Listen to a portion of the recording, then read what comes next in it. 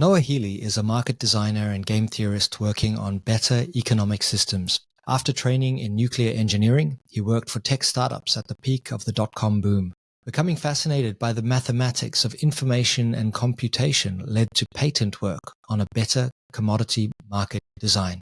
Noah, welcome to the show.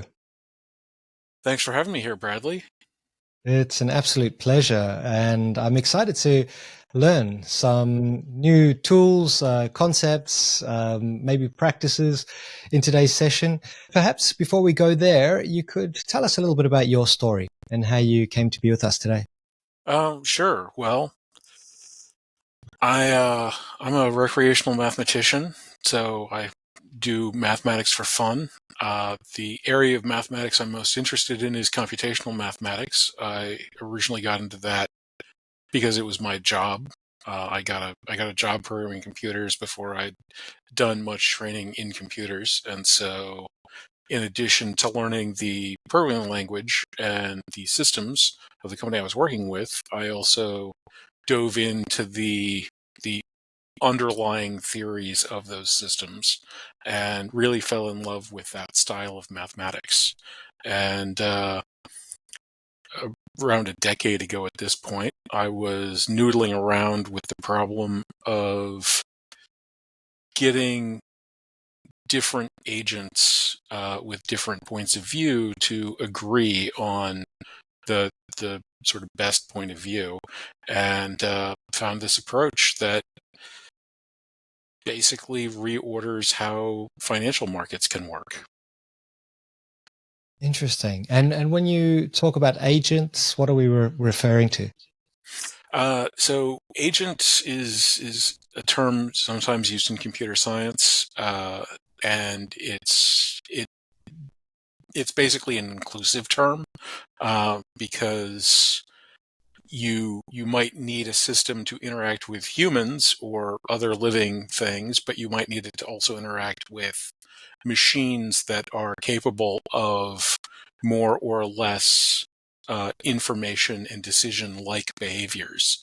And so the use of the term agent covers this combination.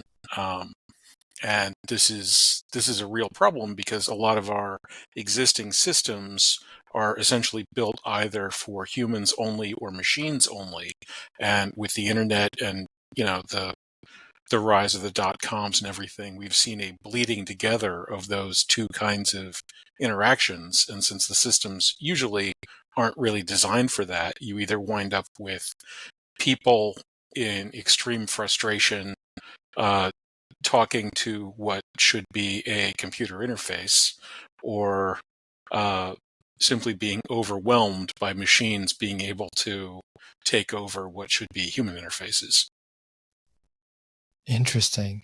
I mean, I've found myself every now and then down the rabbit hole of firing up a terminal window, and and that's about the limit of my skills. I start to get a little bit scared at that point. Is that an example of where the edge is not necessarily user friendly? I mean, I always wonder when you get into things. For example, I've done a lot of web programming in my life. And as soon as you get to the terminal windows and you have to start communicating in, in with commands, line commands, you just go, why hasn't someone developed an interface for this? And maybe they never will. Uh, well, that's getting there. I quite like terminal windows myself, Yeah. but uh, in terms of web programming, think about the difference between what a a query string or a URL string with that Yeah. question mark and all the detritus that's after it looks like as compared to a web page. And think about circumstances in which you might be forced to look at uh, a form submission and the variable junk that the browser would be normally interpreting for you, or web designs that are bad enough that they effectively expose that kind of behavior to the user base. Mm-hmm. That would be a case where a person was basically using an interface that was built for machines. And then contrarily, think about what's involved in dealing with spam, where these should be machine interfaces, but because the machines are capable of looking like human beings, you're nevertheless receiving messages that you have to, separate from what really isn't what you're looking for. Mm, mm. And I'm sure we'll go there, but where does AI fit into this complex web of agents and humans? Well, so for AI, I like to sort of draw two real distinct kinds of AI, Mhm. and uh, artificial superintelligence and artificial general intelligence. But to some extent, I think it's important to even further distinguish, because artificial general intelligence does not presently exist. And that's really what people get into their heads around AI.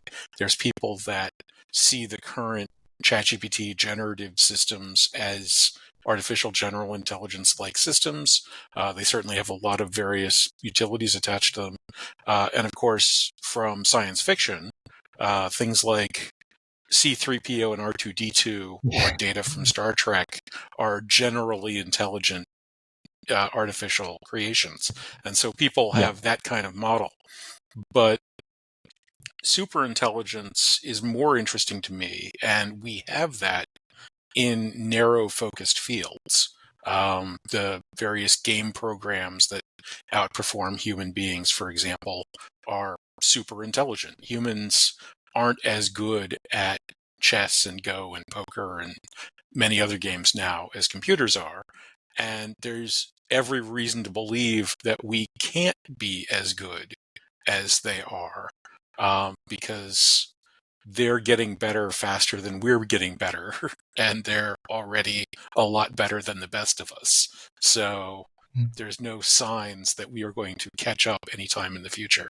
Uh, the superintelligence right now is strictly a narrow phenomenon, and it's also a much more common phenomenon. Everything from jury trials to existing financial markets are mechanisms that we use with human beings to extract superintelligent behaviors. Voting is an attempt towards things like that. It doesn't work nearly as well as some other ones, but we have the ability to make decisions better than sort of any one of us can make in certain constrained environments, and that's incredibly valuable for a society if it can have that.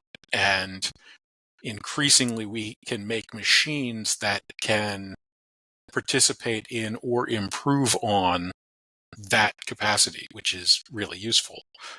Whereas the generative intelligence systems, which have really captured the popular imagination, are really blurring that line of the spam, clunky interface world to an alarming degree, and creating situations where it's going to be vastly more difficult to determine when you're dealing with machines. I saw a fairly recent one. Somebody put together apparently a relatively simple ChatGPT based app that could, when he was running a live stream on his phone, could simulate a following. So you're out with like your TikTok or your Instagram or your Twitch or whatever, and you're live streaming yourself with your phone, but you can have that live stream look like thousands or tens of thousands of people are following you. And then you can use the fact that you are internet famous to hack the behaviors of the people that are around you, because now they'll believe that you're somebody that you're not. And that's a fairly simple, but that's also something that's going to be much easier to increase. Right Mm. now, spamming campaigns are a relatively narrowly constrained capacity. It could become vastly broader. And Mm. so you could be in environments where every company on earth was getting multiple resumes for you all of the time, um, or other kinds of interactions, and that could be true for virtually everybody.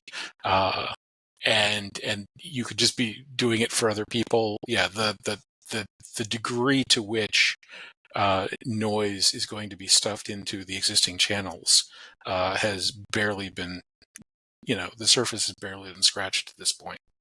Mm. And it gets really strange when anyone can generate a community of 10,000 virtual followers and maybe feel kind of good about it, but everyone else has that too. And, where do we go from there? It's ChatGPT emailing ChatGPT and negotiating deals and signing deals. And where do we fit into that picture? It's an interesting dilemma.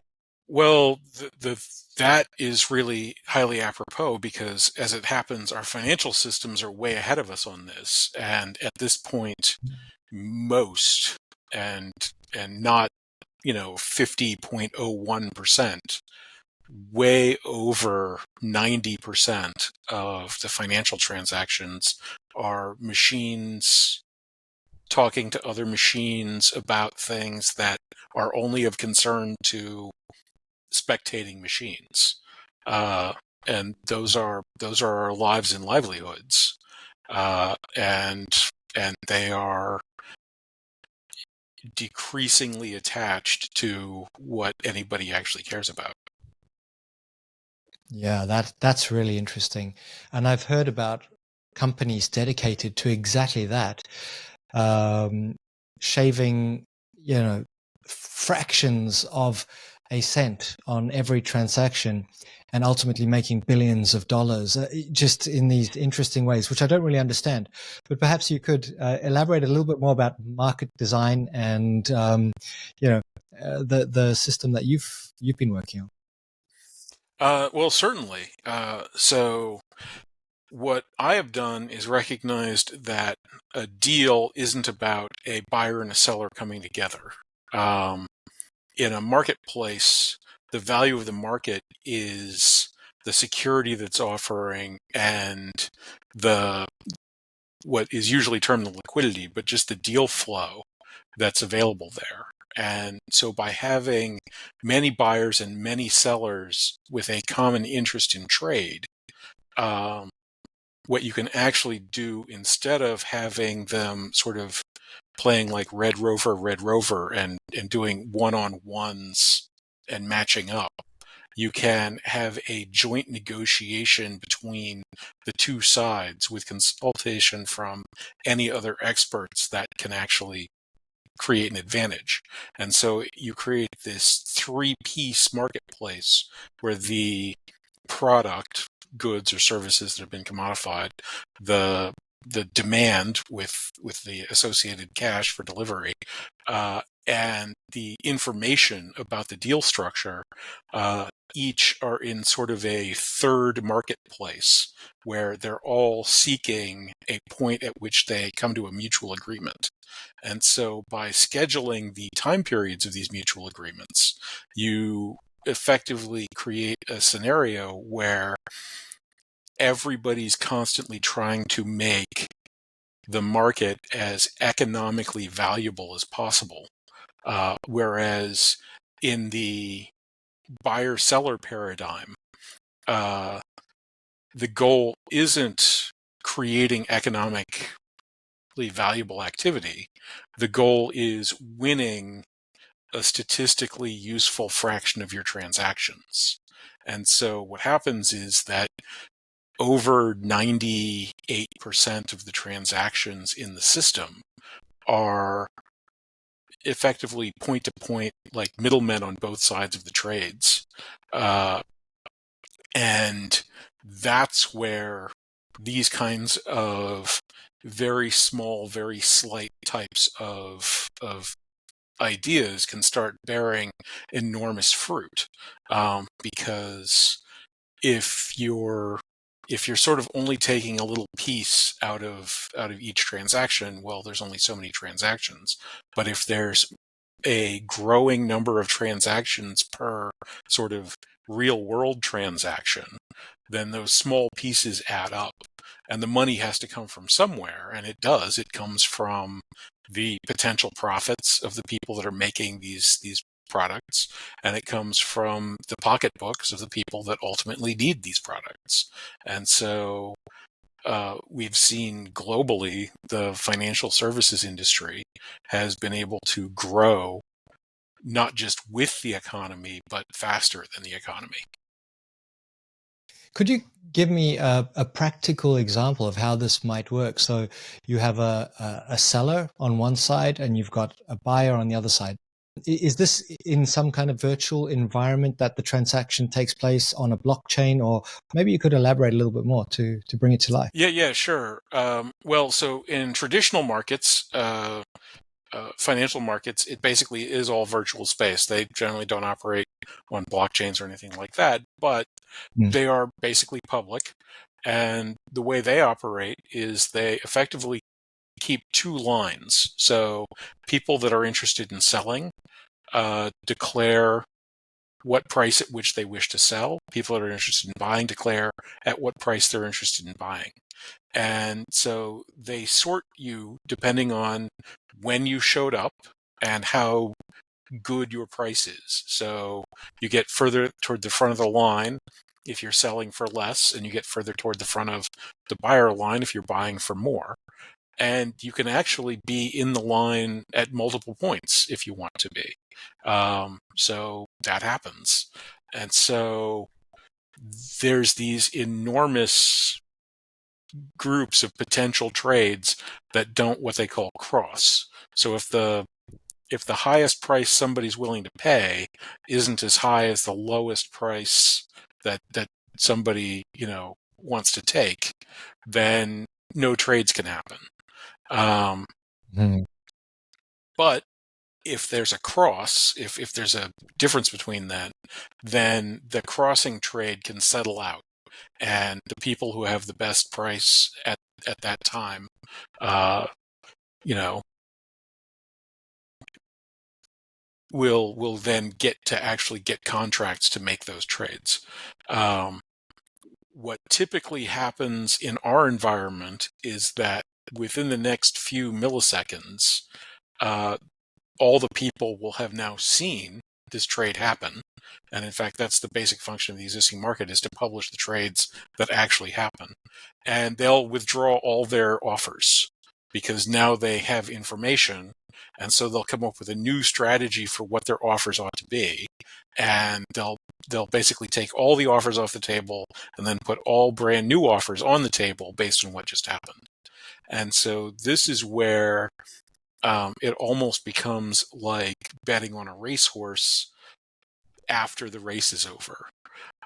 Because if you have enough speed of processing, closeness of access, and so on, you can basically watch the market behavior. And typically speaking, people who need these things put in a relatively broad array of potential interests. And so, because sure, they'd like a great price, but they need the thing, so they'll take a slightly worse price. And so what the system is doing is it basically is watching constantly. And when somebody comes in with a less than stellar possibility, then they'll basically take everything off the table except for the worst thing they'll take. And then they get the worst deal they'll take. And this becomes this sort of complicated joust happening between all the various people involved, and also the sort of hedge funds that are just sort of looking for these sniping opportunities. There's some other less savory things you can do where you put in so much information that the system itself gets gummed up. And so then you can analyze how the market systems are failing and put together strategies to exploit those sorts of activities.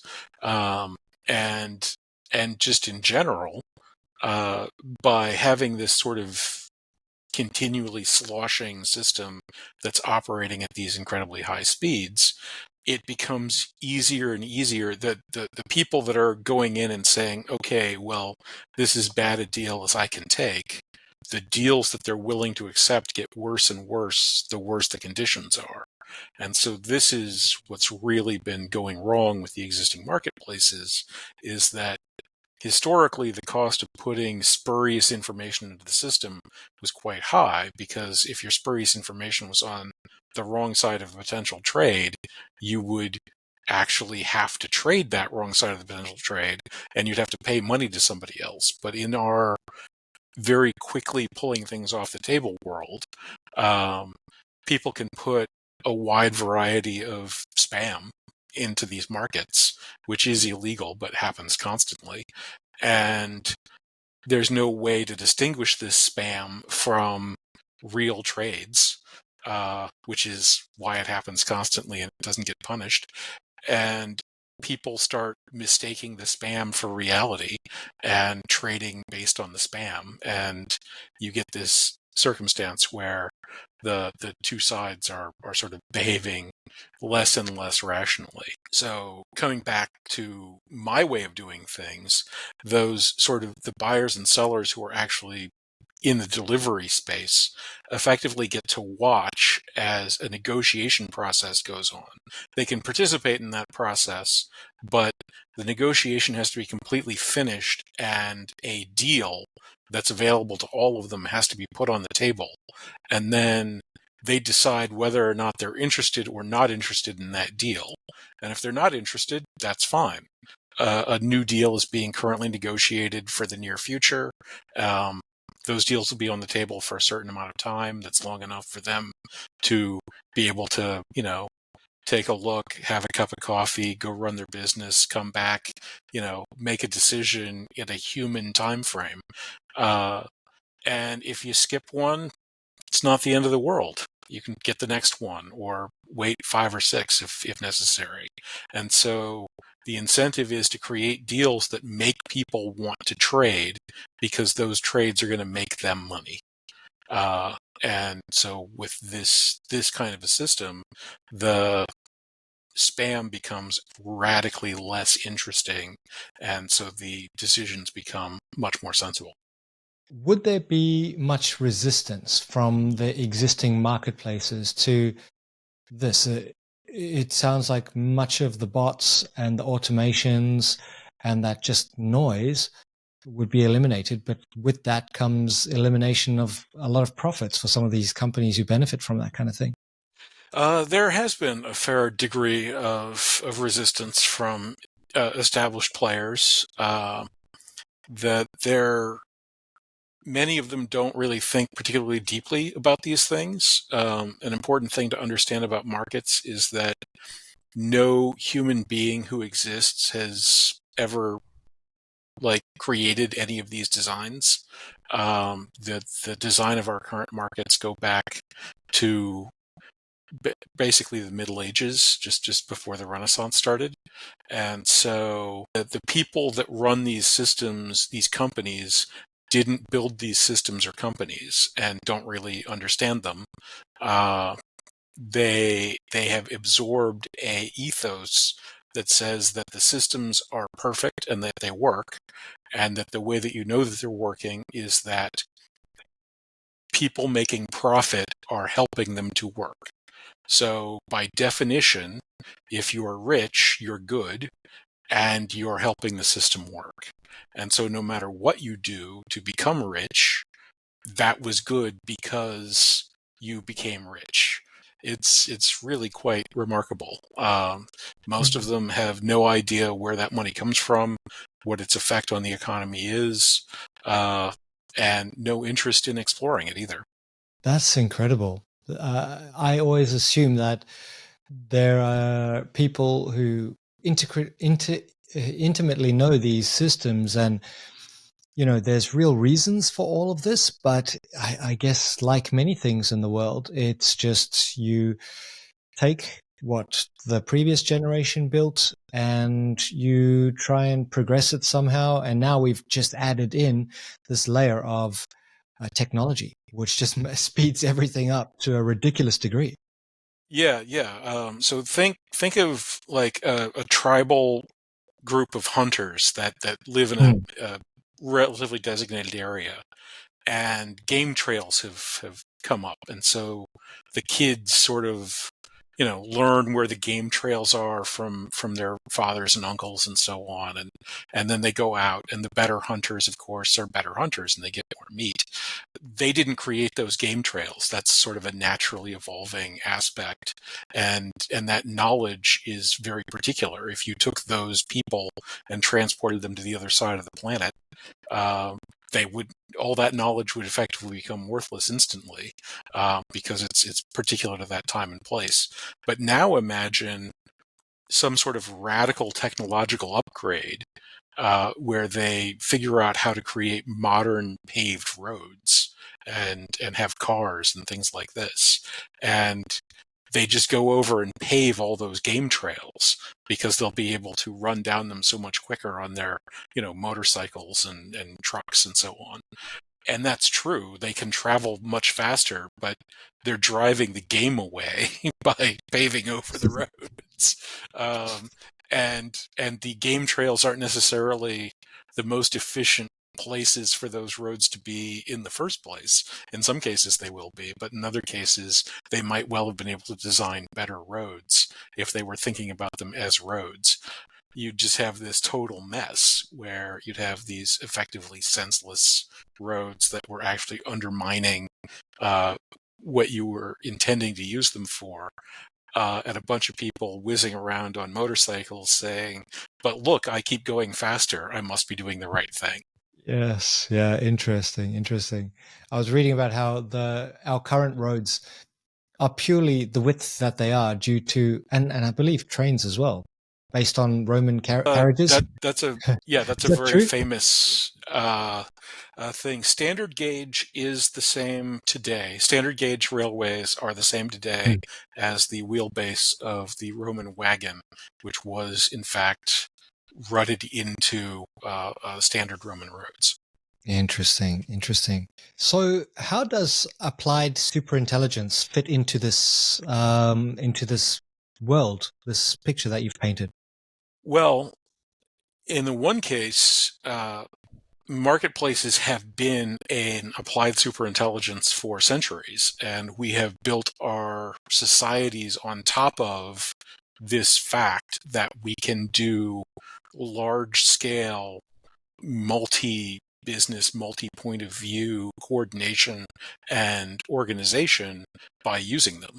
And we've learned rather egregiously during the 20th century that we can't use bureaucratic or corporate mechanisms to manage these things effectively.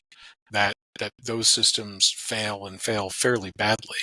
Uh, and so, in one sense, getting our marketplaces back and functioning is a necessary step in in our technological adoption of computer technology in order to keep our societies actually going and not our sort of current very crazy swings and crashes. But in another sense, there's all these new super intelligent approaches that we have actually developed using computer science. So again, right now, things like chess and poker are not terrifically practical applications, but that same approach has also been used to figure out how to do protein folding, which it seems to be pretty good at. Other different approaches have done good work in translation. So things like Google Translate do a basically tolerable job at translating different languages. So we have these sort of nascent super intelligent technologies in existence, and having a framework that would allow us to integrate those things into systems that benefit their users and their promulgators and producers, uh, to, to me is a fundamentally necessary technology, because otherwise we're all going to be sort of stuck playing against these super intelligences and losing very badly. Mm.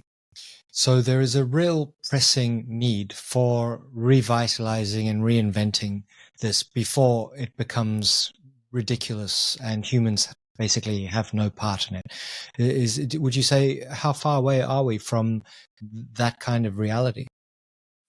Look in the rearview mirror. Like I said, the Mm. financial system is way ahead of us on this.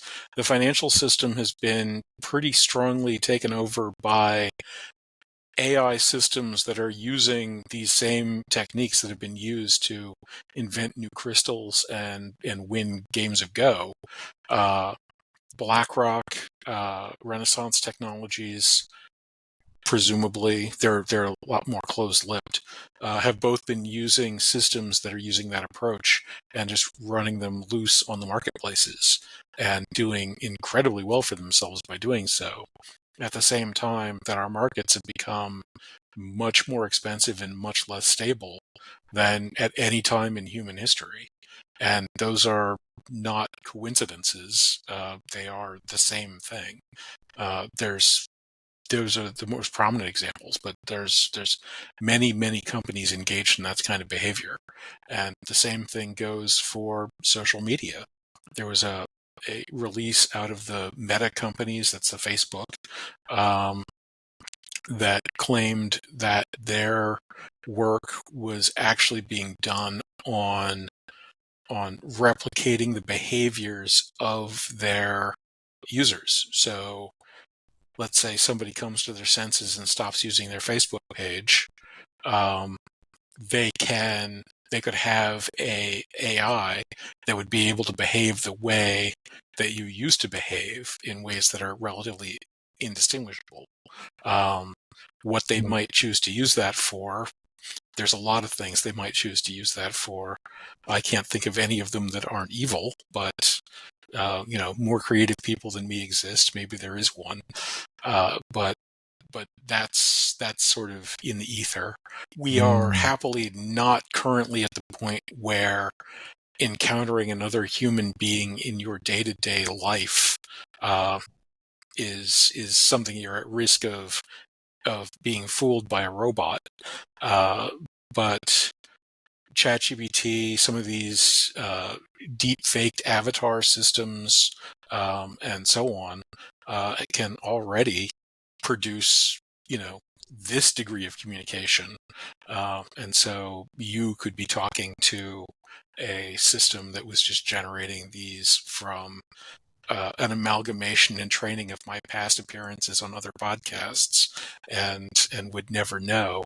And that's something that's would be possible probably within the year. Wow, that's scary.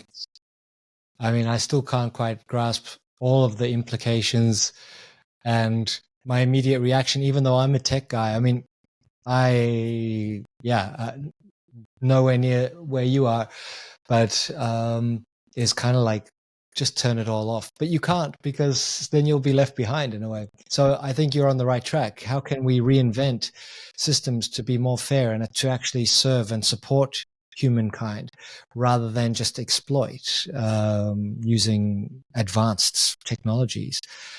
Hmm, interesting. What about commodities? What are your thoughts on commodities? I think they're a terrific idea, and I think we should be doing a lot more of them. There's been a strong movement uh, pretty much since Google and Amazon to retailize the entire economic space. Google's very interested in retail because their entire revenue model is ads, and Yeah. ads are a necessary part of retail. Amazon, of course, is attempting to monopolize global retail, and that doesn't look like it's going to happen. But they're certainly going to keep trying to, and they would like that monopolized global retail to be everything if they can get away with it, and that's definitely not going to happen. But that's still what they're trying to do. Um, there's a tremendous value, I think, economically in commoditizing product, but there's also a real change in what it does to human ability and potential in sort of retail marketing space, because fame is both fleeting and highly limited. There's a very winner take all type of a structure. Um, Mm. so I'm not much of a sports fan, uh, but there are certain sports figures that even I can identify because they've entered general popular culture. People like Pele or Masai or Michael Jordan or Tiger Woods, uh, Muhammad Ali, these sort of globally famous figures, and there are fans and experts who, of course, who can name basically every single player that's been in those various leagues. Uh, but that notwithstanding, there's still a very obvious and sort of very narrow path to the top of those kinds of things. And so in a retail universe, winning that path, getting the ad space, solving the marketing problem is the core problem. And greatness is not really the core problem. Um, uh, if you become IKEA and you're just where furniture comes from, other people might be able to make better furniture, and that won't matter if people just don't know that better furniture exists because all furniture is this kind of furniture. Um, Whereas if you have truly competitive commodity environments, it becomes a thing that somebody can do themselves or in smaller companies. If you can make corn or cotton or wheat or silk or steel or iron or whatever, um, then you can take a very small piece of that as your profession and contribute to the overwhelming, you know, needs of a 8 billion-ish global population, and do quite well for yourself without having to be one of the necessarily limited, 2 or 300 best marketers on earth. Obviously, the best marketers on earth would be much more interested in everyone on earth needing to beg them for their services. And right now, they're winning that battle.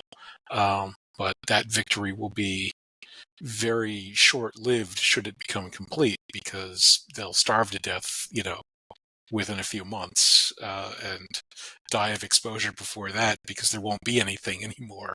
People will be out of the production business at that point. I guess a fairly dramatic representation of the shift to marketing over production is the Boeing. Did you manage to see that story about Boeing having a hatch blowout of their No, not yet. plane just this week? Yeah, okay. Mm. Yes, that a brand new Boeing Max, I don't remember which series it was bought by Alaska Airlines, and 20 minutes into a flight, like the emergency exit blew out of the side of the plane. Terrifying. Yes, yes. Nobody was hurt, reportedly, which, that's certainly nice to hear. Yeah. But like, if I was on that plane, I don't know if I would ever step on a plane again. And I'm certainly thinking about it, even without being on the plane. I have to go on a few long haul flights next week. But anyway, I've been on a few in my time and it's been okay. But that's really interesting that this same principle could be applied to commodities. And then your unique selling point could be the fact that whatever, I have a more sustainable option, or we work out of a warehouse in this particular area, and you could supply people locally rather than one or two major players dominating everything. It makes so much sense, and I hope we can shift towards systems like this. Yeah, well, the key for commodity production is that you don't need to have a special selling point. You just need to hit the quality requirements of the marketplace. Um, Got so it. The way I usually explain it, and this unfortunately is anathema to NBAs, because they're all trained that if there's any competition, leave immediately, because you only want to extract monopoly profits under all circumstances, Hmm. is that selling commodities is the worst business in the world because there's plenty of competition, the margins are tight, but the upside is there's no marketing budget. You don't have to do any sales. If you can hit the quality, then everything you throw over the transom has a buyer because people need this stuff. And so if we can create a more decentralized and distributed style of system with greater commodification, and this is another thing, things like additive manufacture are now closely approaching the quality and build times of traditional forms of manufacture. And so we could see a world in which acquisition of raw material and local assembly for particular requirement would dominate over the retail universe. And that would be a pretty incredible transformation. People would be able to have much nicer, much more valuable stuff that they paid significantly less for.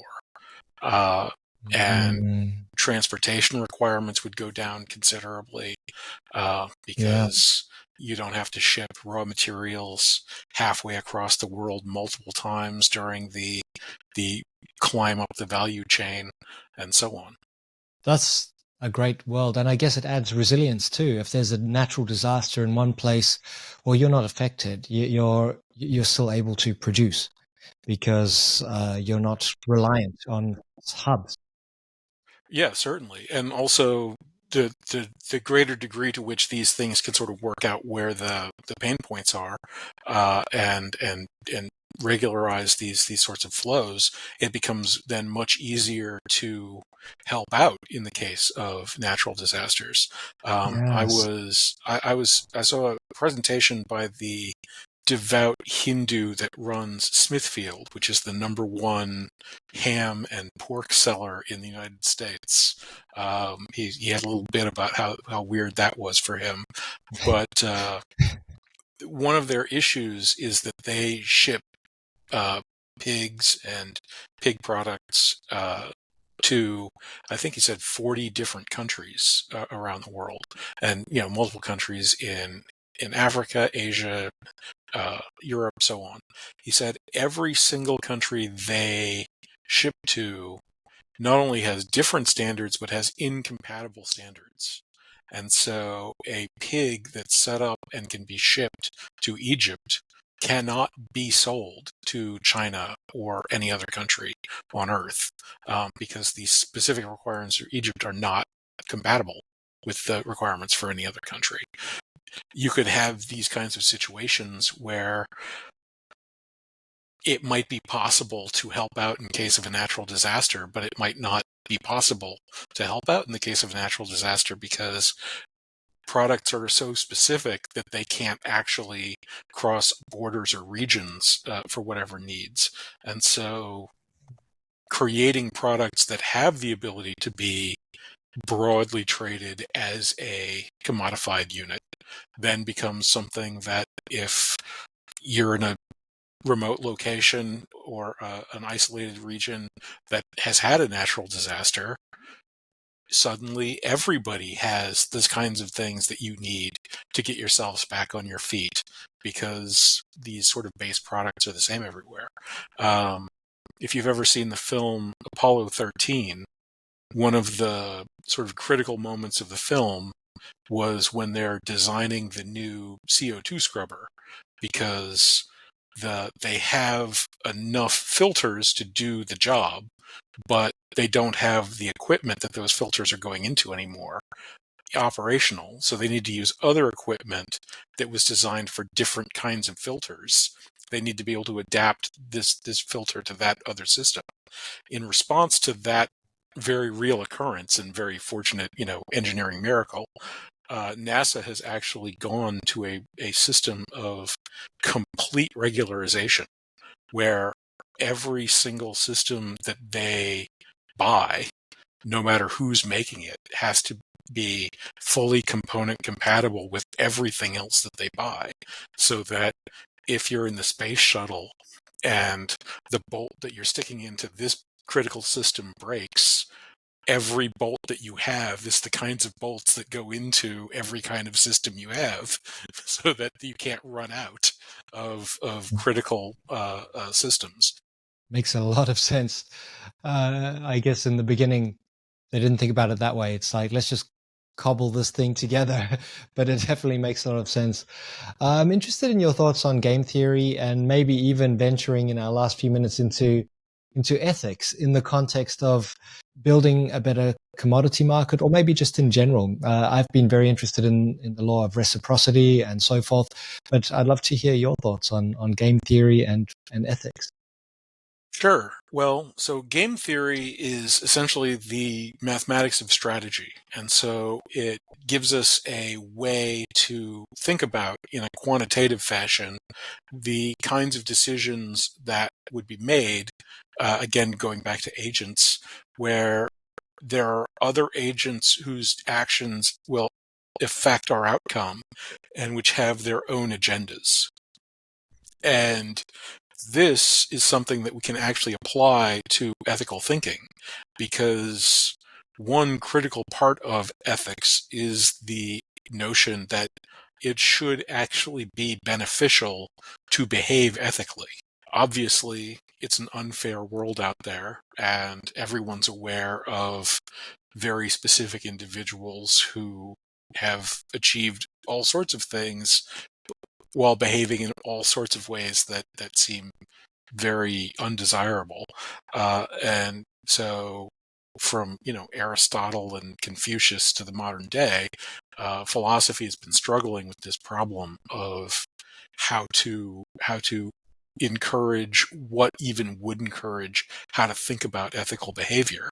Um, and I think game theory gives us another set of tools of how to design situations and incentives in ways that it makes the behavioral ethics that we are interested in have advantages attached to them.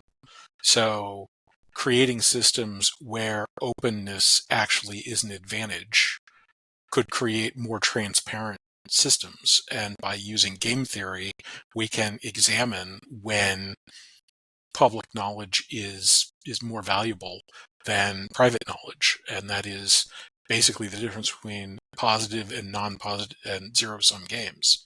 In zero-sum games, private knowledge and flexibility is to be prized, because your loss is another person's gain, their loss is your gain. And so everything that might cause their loss, whether it's surprise or evil or anything else, is something that you would like to have on the table for yourself. Um, Whereas in a cooperative game where your gain is their gain and your loss is their loss, keeping back something that might be valuable to other participants becomes a senseless enterprise that's harming yourself. And so I think there's a lot of room to go with that. And I think it's something that actually is a potential interesting thing that these AIs, these generative AIs, might be able to help us with, because we only have a relatively small group of very simple strategic situations that are well analyzed, that are well understood, that we have sort of names and stories for to think about. And the number of potential strategic situations increases ridiculously quickly as the number of players and choices of those players increases. Um, so while we can look at specific situations relatively easily, sort of meta situations and new kinds of things to think about are something that is sort of too big for us to go after. But just within the last month, Google published a paper where they came up with 200,000 new forms of chemical crystalline structures that can exist if elements work the way we know that elements work.